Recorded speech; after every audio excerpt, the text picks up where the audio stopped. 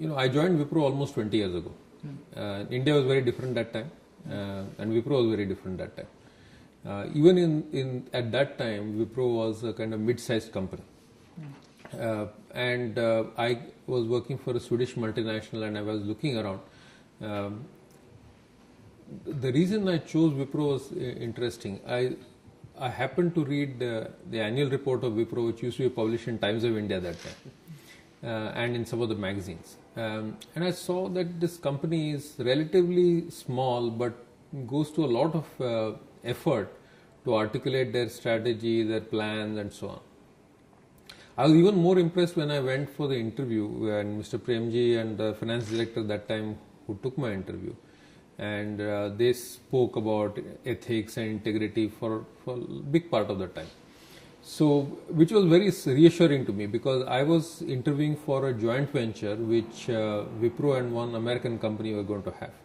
And my big worry as a finance professional used to be that am I going to a company which has strong ethics or not? Because in those years, if you remember, it was not always a given that when you joined a corporate, the ethics would be certain. If you're just coming out of a relatively closed era, and feeling very often was that finance is about optimizing tax and costs and so on, and if regulations and ethics came in the way, then you had to find a way around it rather than abide by laws.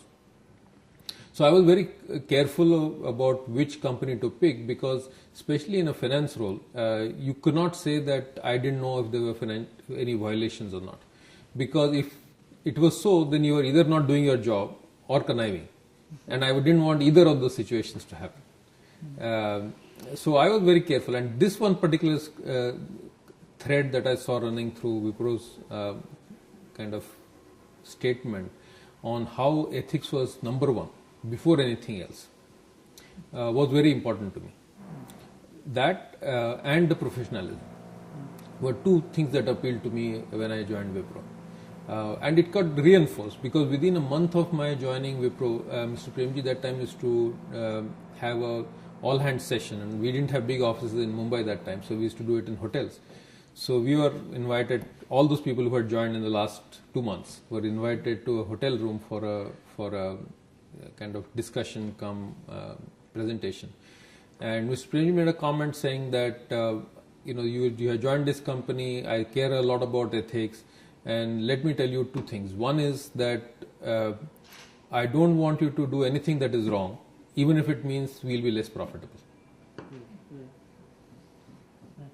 So in no situation do I want you to compromise one for the other. In fact, profit will come after ethics, which was a big statement to me.